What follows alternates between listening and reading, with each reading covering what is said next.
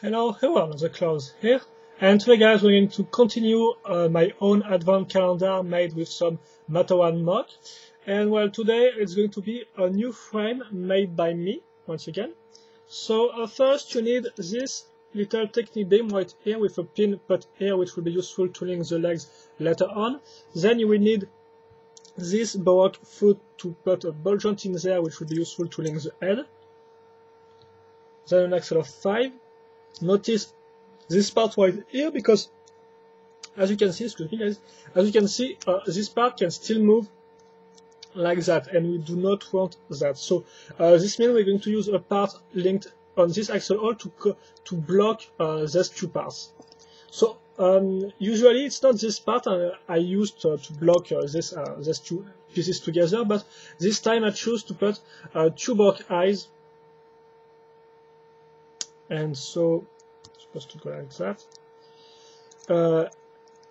I choose two baroque eyes because it was the same color as this part. Because yes, the coloration on this guy is brown, and this type of sand brown. I don't have the right name, or red brown maybe.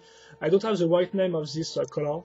So as you can see now it's blocked, but not that much because of the shape of the baroque eyes, but that's not really a big problem. Then I'm going to link the arms, which are quite simple. Once again, I mostly use baroque arms and connectors for my Matoran arms, so you will see this type of parts many times, I think. Then we have the legs, and we're going to use Matoran legs.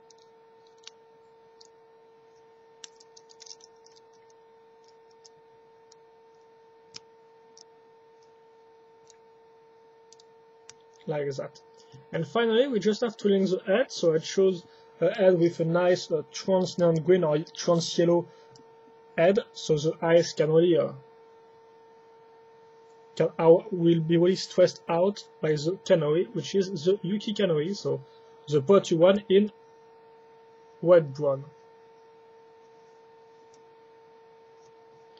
And here we go. So this guy, his job is to be a stone sculptor.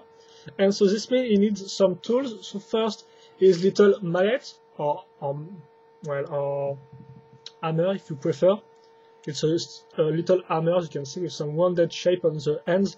On the end to touch softly the other tool to carve in the stone. So like that. So he's really holding his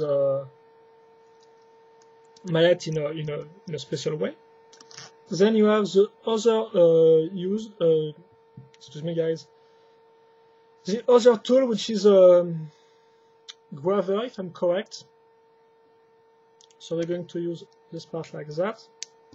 And my first idea for this graver was to use this little baroque teeth, and so it could gently touch, hit the back of the tool and carve in the stone thanks to this part. But if you look on real tools used by everyday sculptor, you will see that this is not really the shape of a tool. So if you want to make a real graver, well, it's quite simple.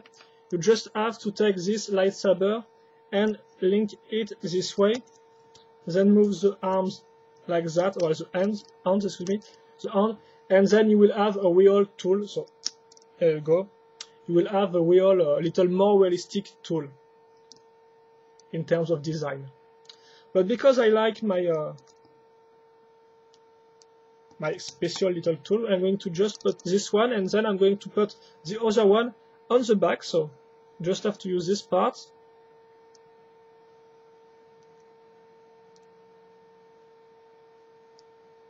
Like that. And here you go. And of course, this guy has to carve something, so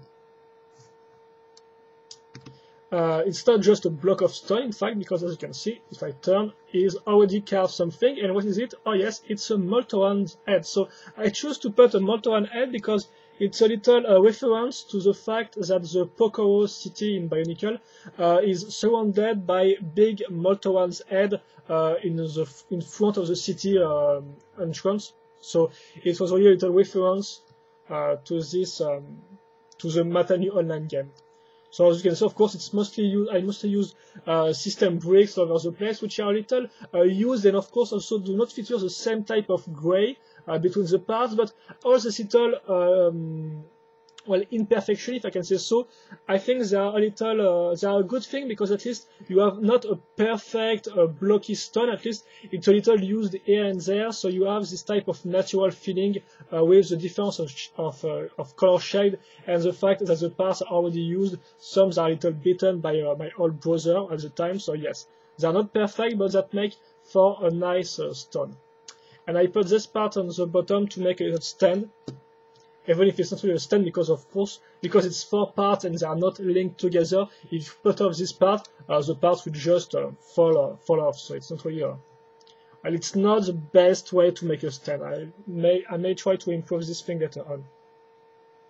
And so here it goes. So I'm going to just put my Matoran like that. I can't really show you everything if I do a different shot, another shot. So, well, here we go. And I think that's all for this Matoran, guys.